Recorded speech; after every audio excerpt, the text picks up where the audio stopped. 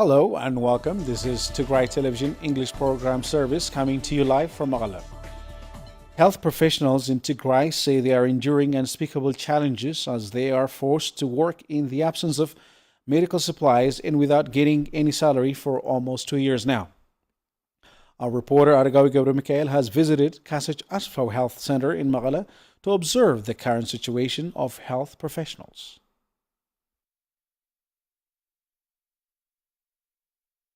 Kasich Asfau Health Center was established in 2000 by concerned citizens who live in North America and the collaboration of Tigray Health Bureau. Sister Almaz Woldesilase, head of the health center, says the health center, which once used to give service for more than 8,000 people, is now almost collapsed due to depletion of medical supplies.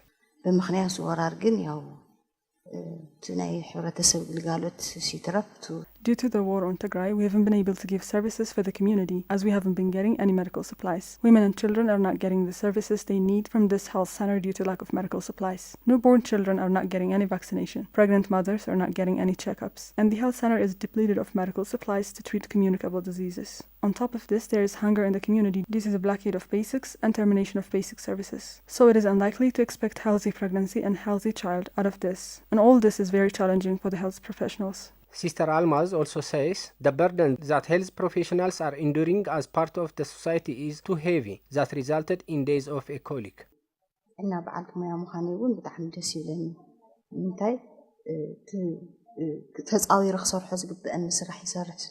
am glad that I am one of the health professionals who are serving their people against all odds. However, health professionals in Tigray are leading a horrible life that even costs one's life. This week, we've lost a dear colleague of us suddenly. I have no idea whether he died from lack of medical supplies or other complications, as he was diabetic. What I can say is our health professionals are suffering from multiple psychological traumas, even though they are trying to serve their people, despite the existing challenges. Sister Sabla Kidane Maram, a pediatric nurse at Kasich Asfau Health Center, also says treating children without any medical supplies is very sorrowful for health professionals like her.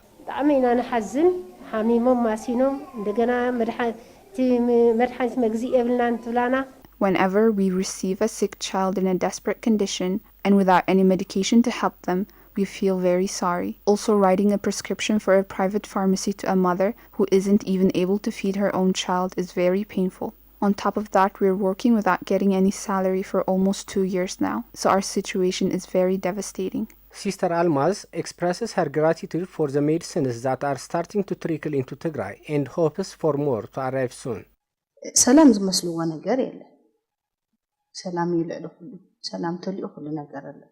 Peace is more than anything. If there is peace, there is everything. So the primary beneficiaries of this peace deal between the governments of Tigray and Ethiopia are we, the health professionals. However, it has been more than a month since the peace deal was signed, but we didn't get the medical supplies that we have been expecting for over 2 years. Yesterday, we received ART medicines for HIV patients. That is the only thing we got after the signing of a peace deal.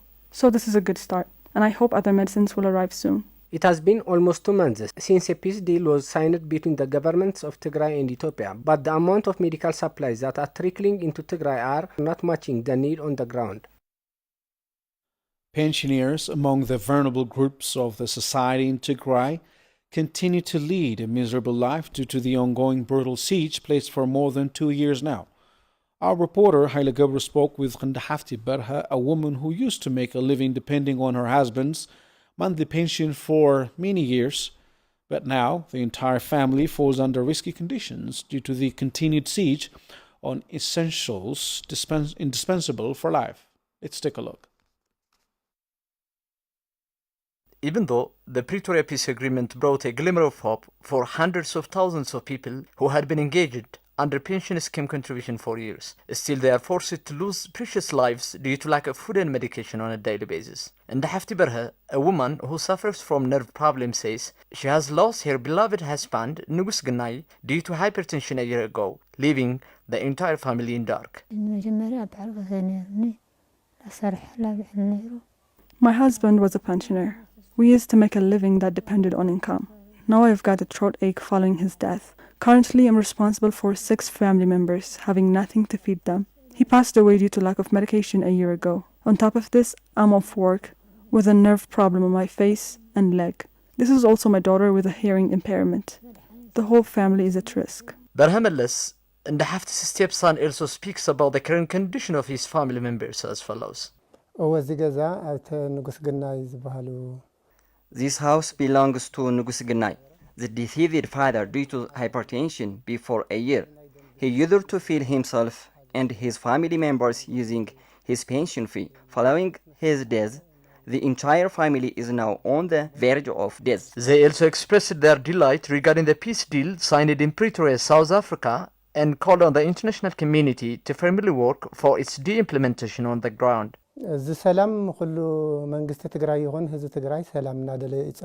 Peace was the interest of the people and the government of Tigray. We were forced to fight. It was unjust when I see it now, but now I am so happy about it, though there are some illusions about its implementation on the ground.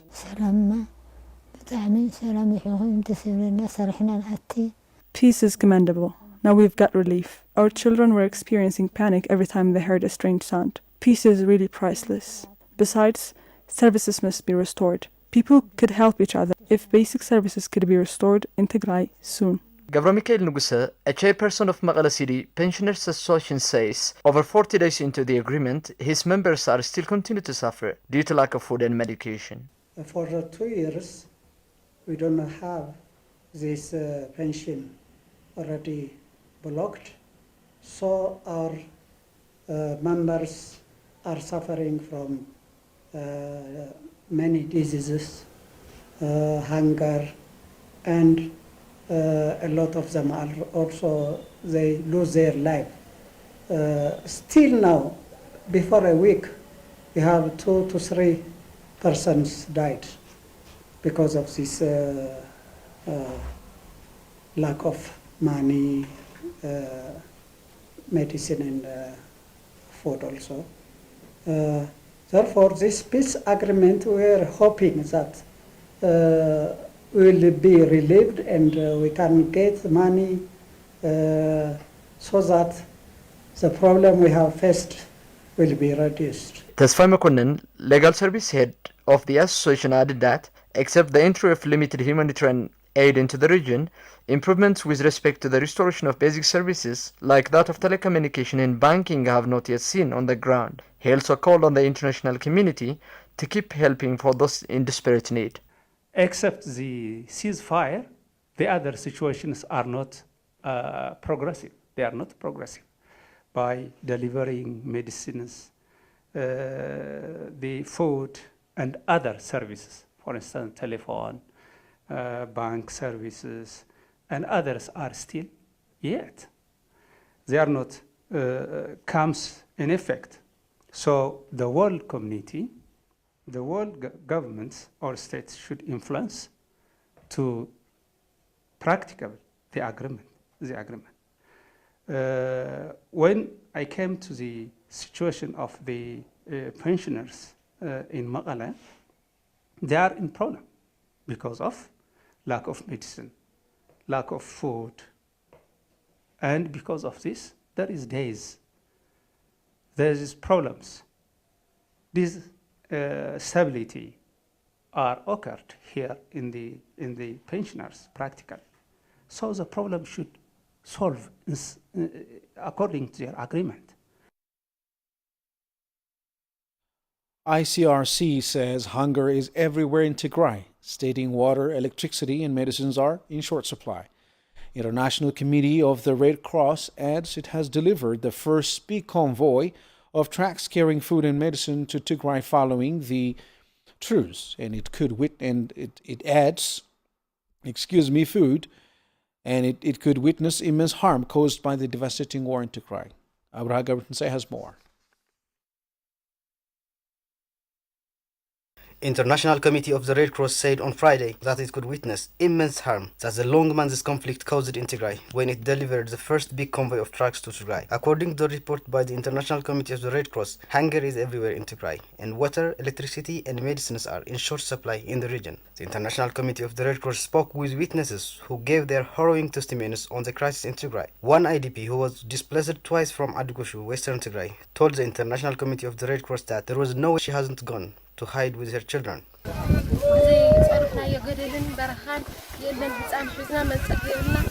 There is nowhere we haven't gone to hide with our children, with our admirers, a cup of water to drink, anything to cook with. We were just trying to save our lives. The elderly, mothers with children, and many others have been through tremendous difficulties.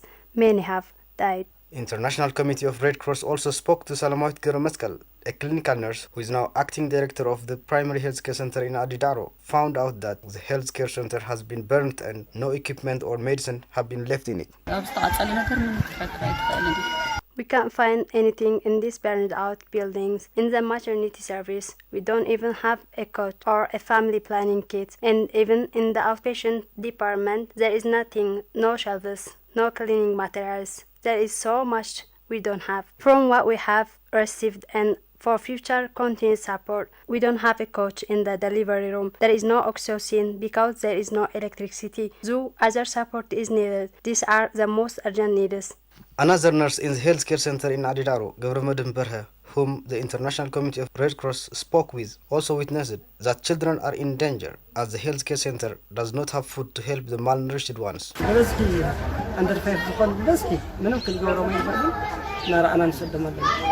Children under 5 years are malnourished. We can save some of these children just with medicine.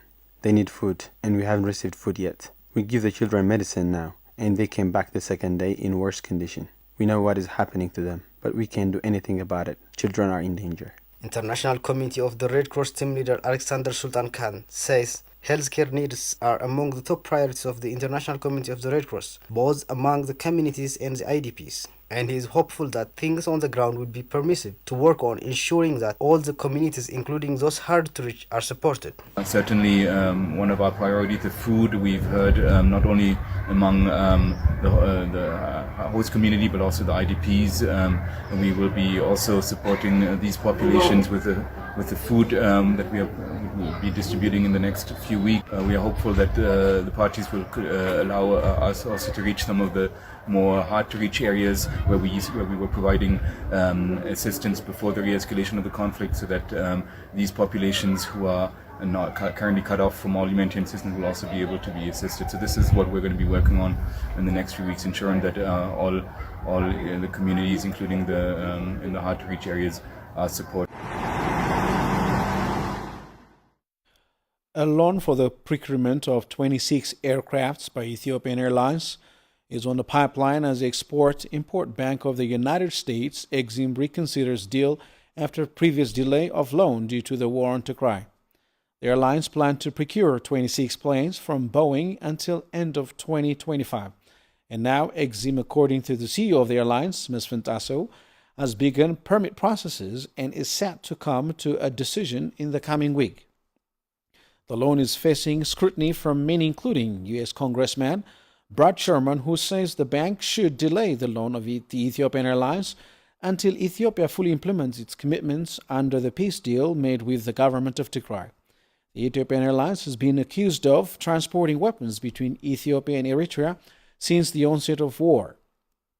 An investigative report by CNN revealed that the airline has at least 6 occasions in November alone billing the Ethiopian Ministry of Defense for shipment of weaponry, including rifles and ammunition. The airline had on multiple occasions denied the accusations, though.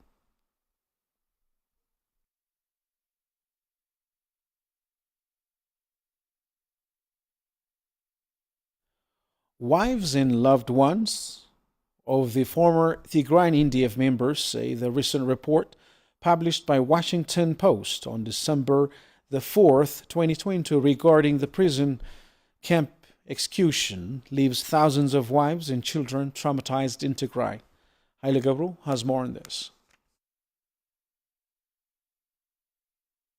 This Eid, the wife of Daniel Girmay, a former member of the Ethiopian National Defense Forces, later nominated and sent to South Sudan for peacekeeping mission, representing the Ethiopian army in 2015. However, following the political turmoil in Ethiopia, Daniel had been betrayed by his own comrades and beaten in Sudan in a barbaric manner, tells his wife, who doesn't want her name to be mentioned for anonymous reasons.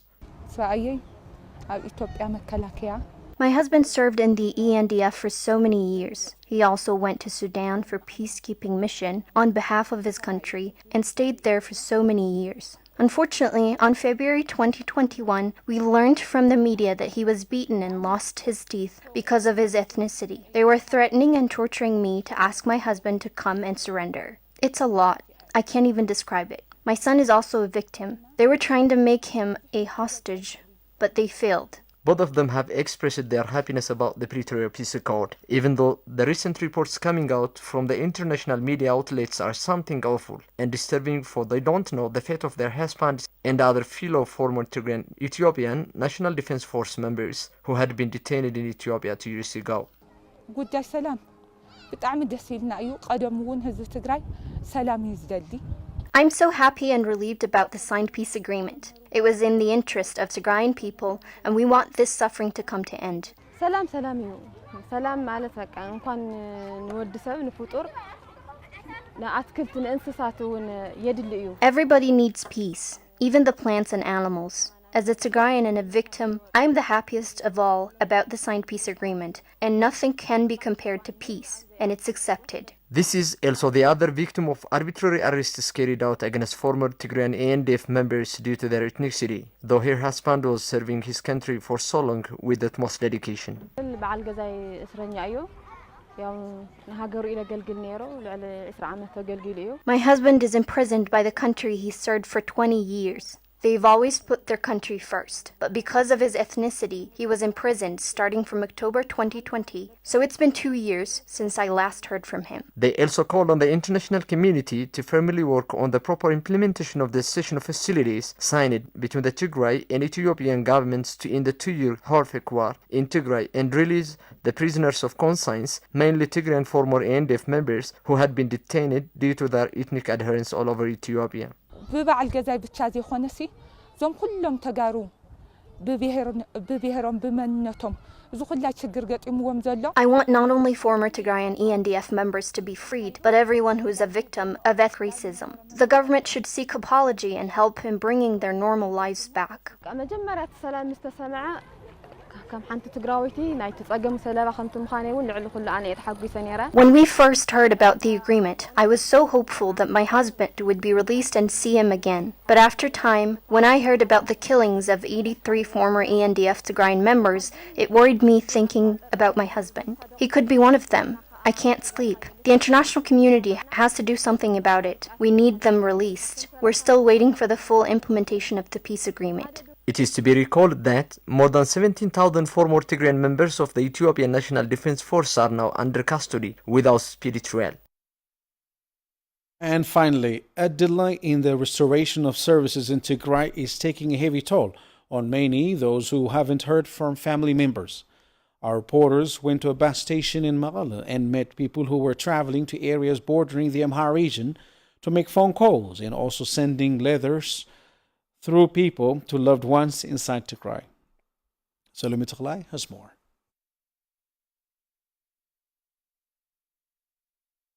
These are tears of a mother who hasn't heard from her son in more than 2 years.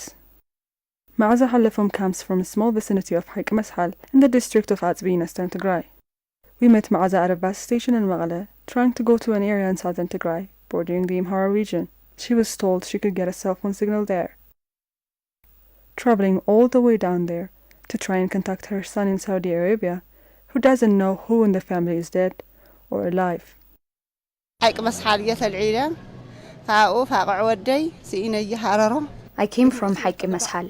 I can't reach my son, who I miss dearly. I'm just trying to hear from him. We observed many more were also getting on buses headed to bordering areas to reach out to family members living outside Tigray. We're traveling from the northern part of the region to Naqsaga in the southern part. The bus station is also filled with many other people who try to send letters to relatives and loved ones in other parts of Tigray through others traveling.